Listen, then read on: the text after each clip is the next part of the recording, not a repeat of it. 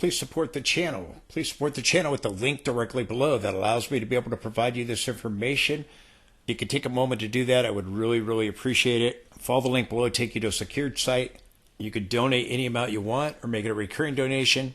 Do that, I thank you. Most YouTube channels have sponsors. I turn all those offers down because I don't want to sell you stuff. I need your help in order to make it work. I just put all the information out there, but just ask that you could do what you can to help out. So if you could take a moment to help out, I would really appreciate it. I thank you for your consideration for that. You want to check back on Sunday. I'm going to be talking about divergences that are setting up, watching to see if we try to bottom out or get a bigger sell-off with the inflation data next week on Tuesday and Wednesday.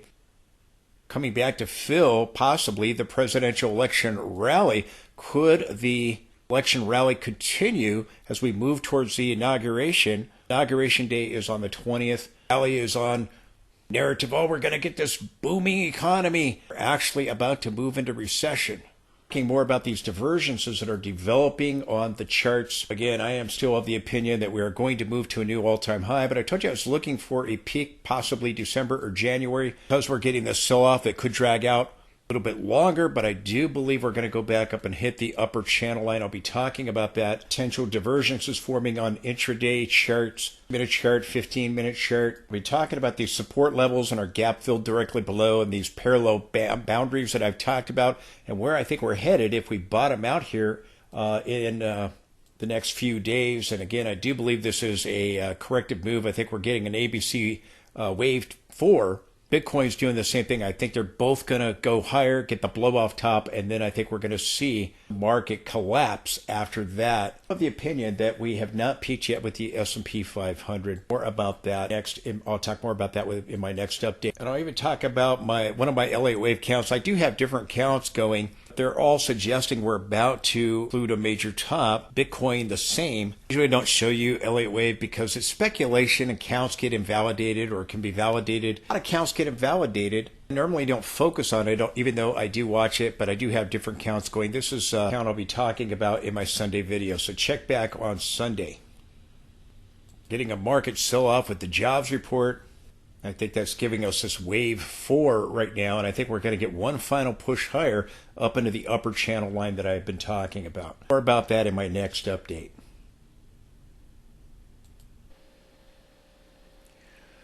Okay, we had the market sell off, taking a tumble on the jobs report. The jobs report came in stronger than expected, probably on more fake numbers. That's all we have been getting for a very long time now, but nevertheless, strong jobs report, we saw the 10-year spike and the market sold off. That negative correlation has returned since December between the 10-year yield and the S&P. It was positive for a little while there. Now it's negative again. Both the market and the 10-year were rising off of the Fed meeting from September.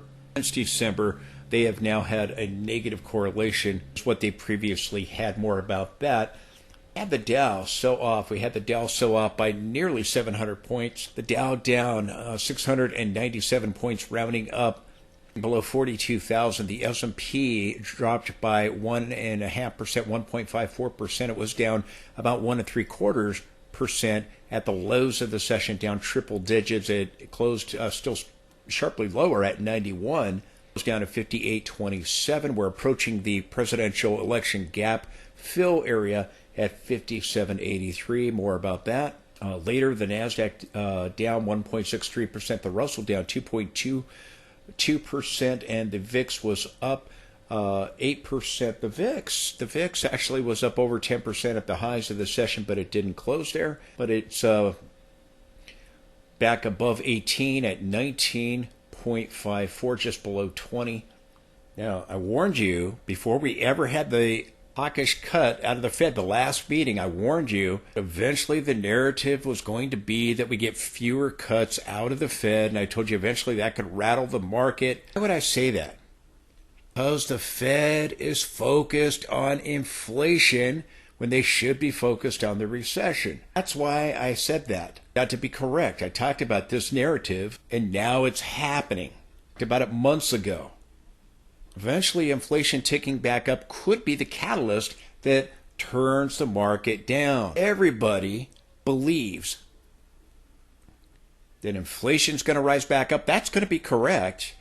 But they believe, because the herd believes the rate cuts are bullish when they are bearish.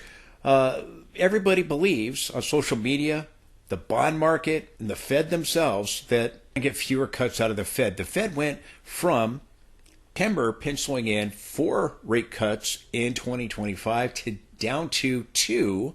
Narrative is now, and out of B of A, we are now hearing out of B of A. B of A is saying we're going to get no more cuts in 2025. Well, I beg to differ. We're going to end up getting jumbo cuts in 2025 because we're moving into recession. We're going to get the recession that they're all telling us we're not going to have. Why? Because people don't believe that we can have a bear market anymore. That's called complacency, and they don't believe the recession indicators. I believe the recession indicators. You've got several of them flashing. We got another one warning sign today. We got 2 more warning signs today. 2 of them. We're about to move into recession. Now, we've had now B of A come out and say, oh, we're not going to get any rate cuts for 2025. It's telling us right now, again, with the probabilities, the dot plot, oh, we're going to get 2 cuts in 2025. People on social media saying, oh, we're not going to get any cuts, or, maybe we get 1. And here we have betting markets with Fed Fund futures telling us, well, maybe we'll get 1, but there's not even a 50% chance in any single month of that. They're all under 50%. And with the jobs report, the stronger jobs report, the 1 cut that we will get got pushed back to July. And it's only a 42% chance we're going to get that based on what everybody believes. This was at the first cut possibly being in May. Then it moved to now, obviously it had moved. Last time I showed it to you, it moved to June. Now it's in July. And we've seen the 10-year sharply rise because, again, they expect higher inflation. Expect where our economy is, we're going to have this roaring economy. And then we're going to have the tariffs, and that's going to create inflation. And look, we're going to have inflation, but we're still going to get the rate cuts. Nobody believes we're going to get the rate cuts. Yet that is what the recession indicators are telling us, because we're moving into recession. The very recession indicators that the Fed denies, dismisses. So you got the folks here with the betting markets. They don't believe we're going to get a rate cut until July, and they don't believe there's a very high chance it's even going to happen based on these 40%, just over 40% readings that we're getting up until the end of 2025.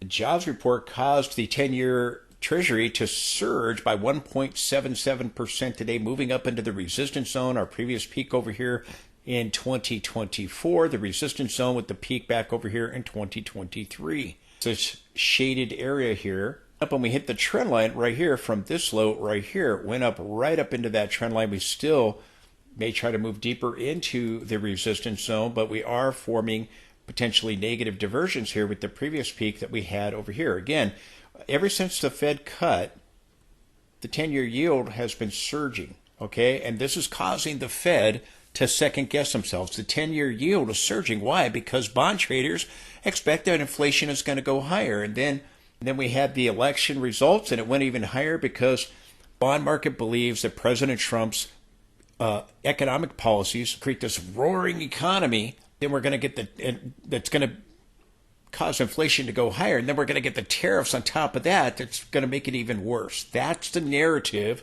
that's out there. Keep saying 2 things. First of all, Trump is likely going to inherit a recession. Recession indicators are already flashing.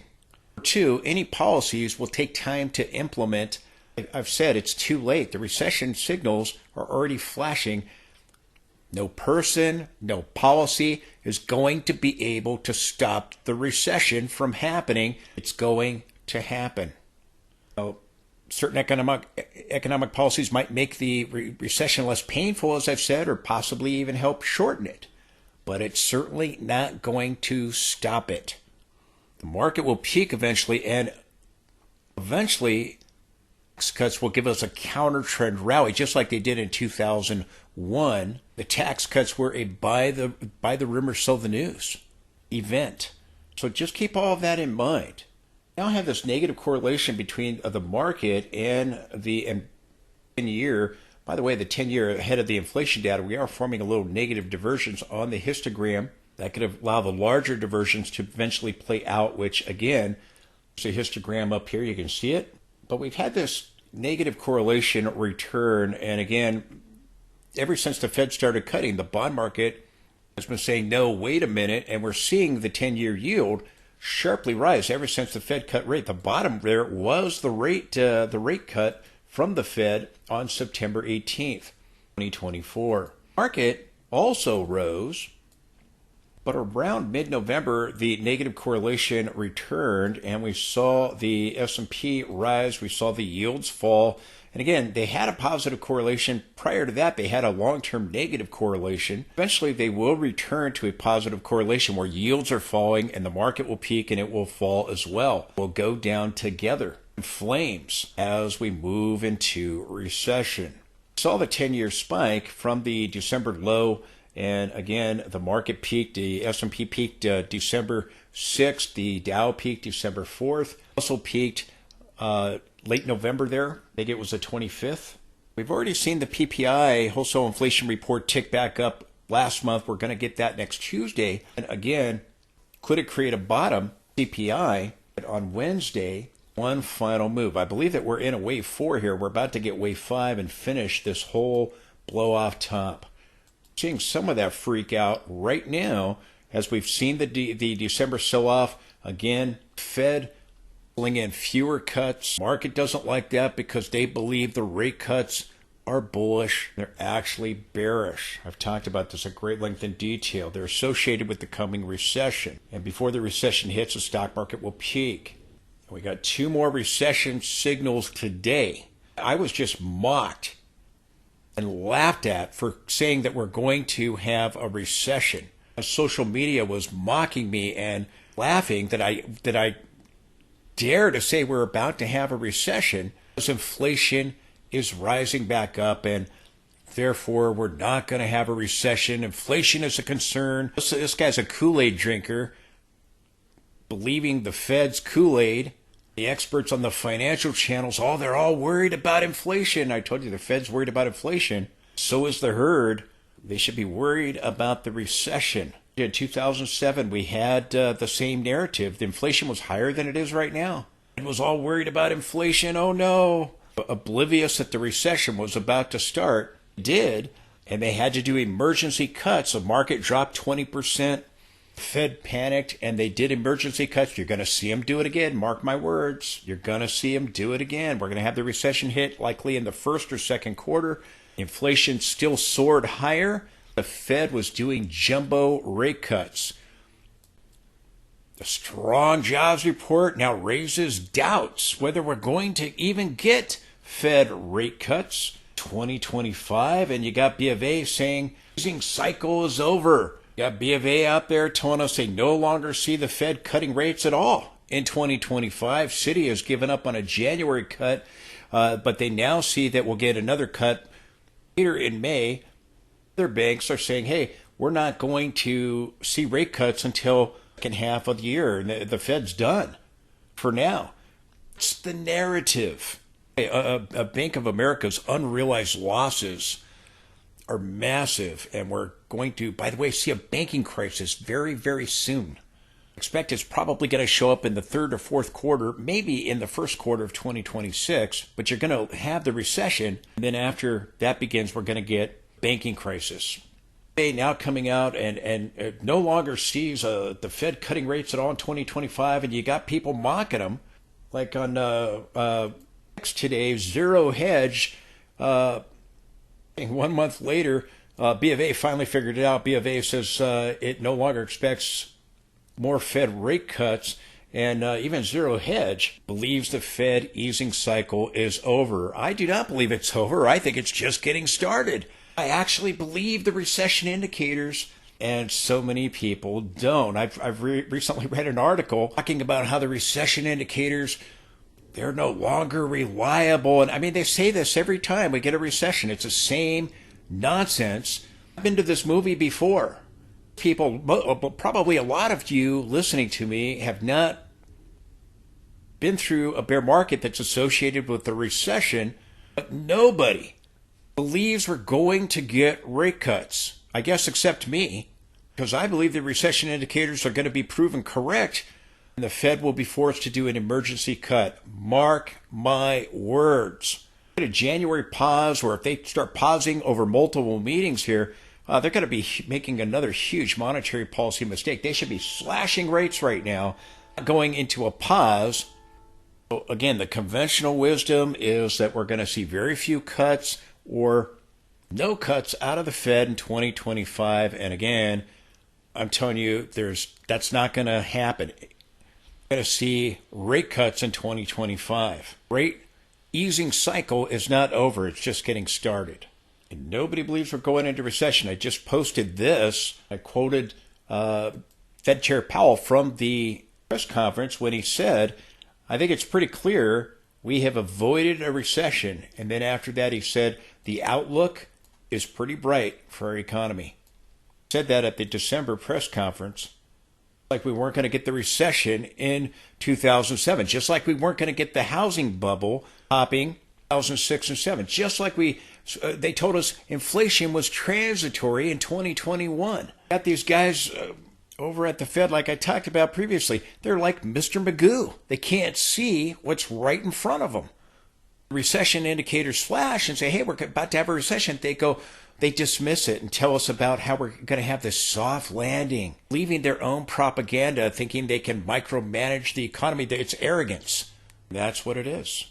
Some guy mocking me for daring to believe we're about to move into recession, listening to the same nonsense experts and the Fed and everybody on social media with the herd is saying, oh, we're going to have inflation. We're going to have a deflationary bust with the recession. And that will eventually deal with recession for now. But again, recession, mark my words, listen carefully, inflation is going higher. Say recession is coming, the deflationary bust, and it will deal with inflation, at least for now. We're going to have another inflation issue later, leading up into the debt bomb exploding. Our politicians are spending like drunken sailors. That's eventually going to bankrupt the country, and we're going to have another financial crisis. But that's the next crisis we're going to have in the later in the late 20s or on more likely into the early 30s, between about 2030 and 2033.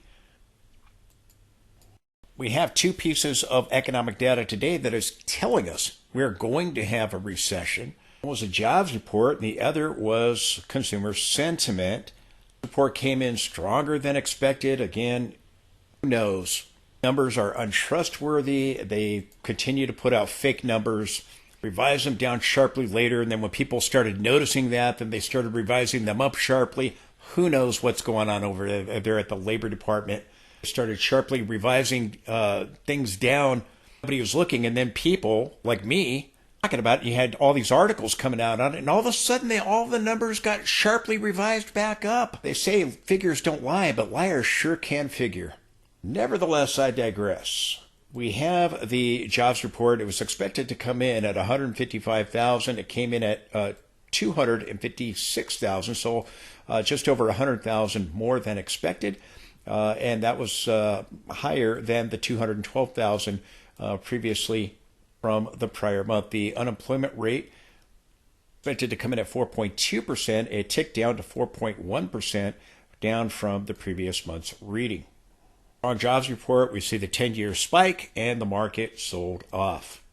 And then we got consumer sentiment for January, and it came in at 73.2. It was a little bit weaker than anticipated at 74, which is what the previous number was. And again, another signal that is warning that we're about to have a recession.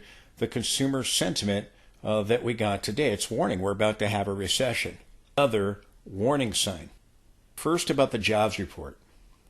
Now, previously I've shown you the charts month with all the numbers. They keep changing them. Who knows what numbers really are, because they keep getting changed. There was about 739,000 fewer jobs created in 2024 than 2023. It's gone up.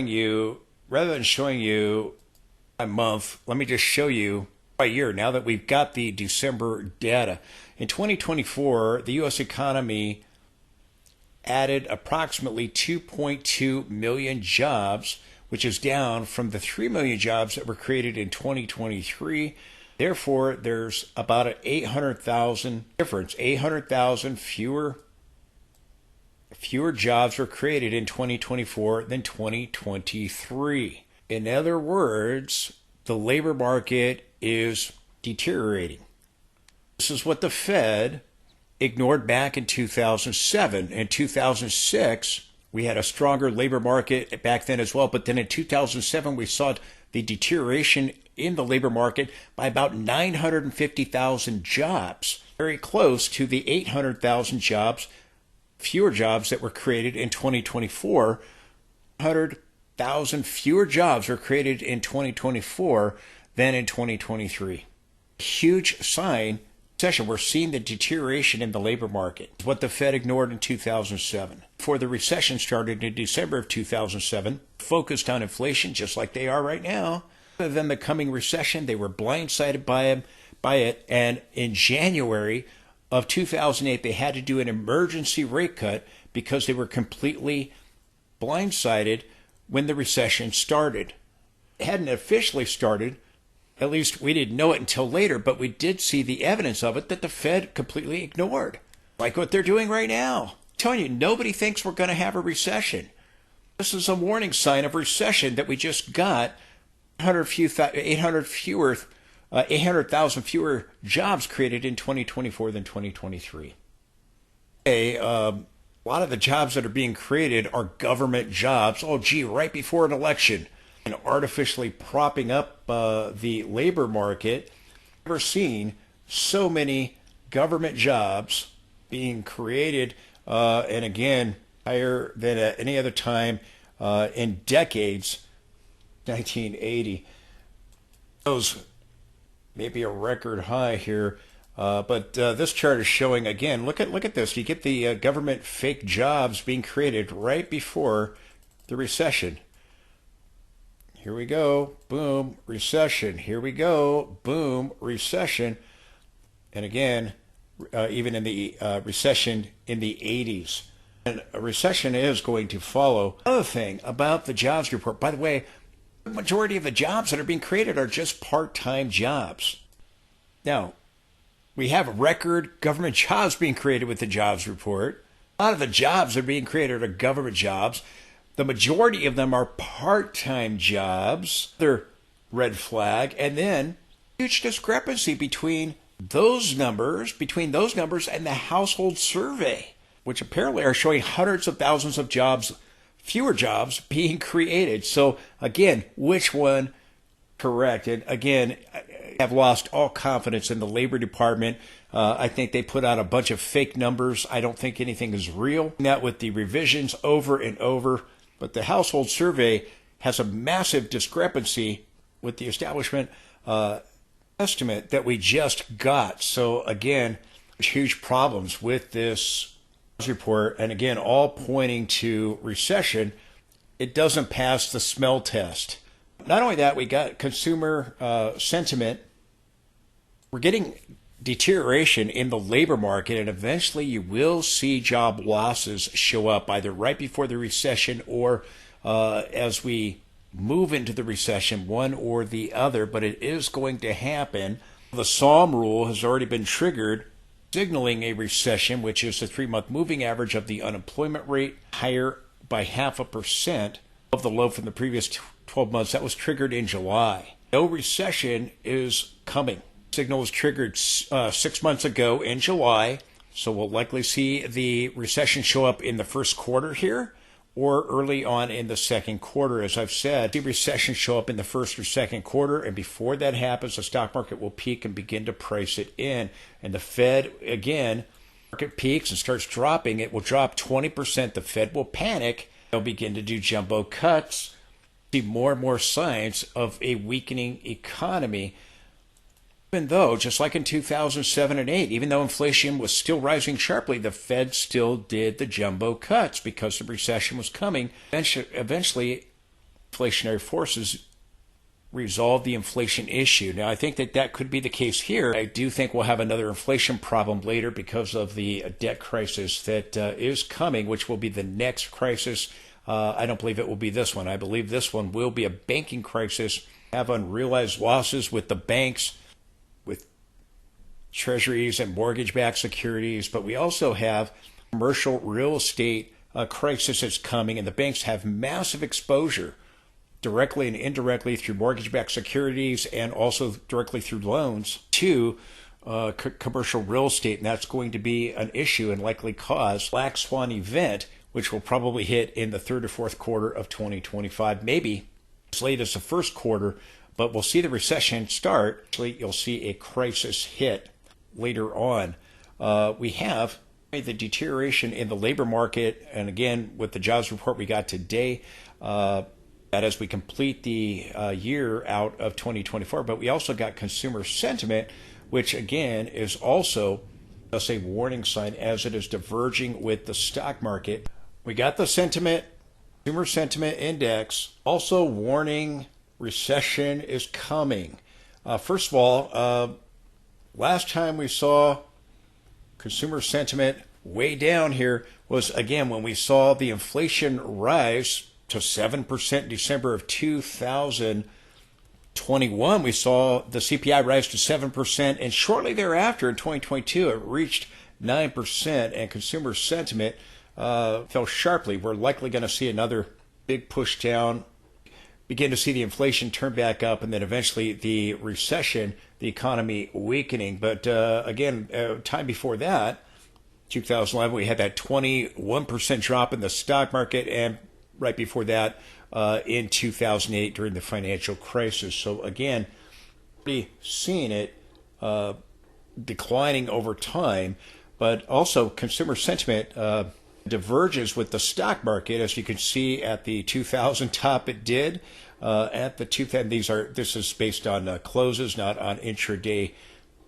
highs, but same thing here. It diverged with the stock market 2007 before it plunged, and here before it plunged, bursting of the tech bubble, and then over here a divergence just before the pandemic, and then now we have another one developing, and it's not updated. We actually ticked down slightly from this 74 area. We ticked down slightly with the reading that we got today. Probably see the S&P still go up and get one more push higher to complete the blow off top, but again, a recession warning sign that they are diverging, and we are seeing consumer sentiment falling. Again, concerns about inflation, higher prices, and the economy. Even though it's been turning back up, it's likely diverging with the S&P 500, and it may not be done yet. But weak consumer sentiment, as we get this so-called strong jobs report, something's not adding up. There are a lot of warning signs of recession right now. We're going to start seeing this drop dramatically just ahead of the recession or with the recession, as it's already begun to turn down.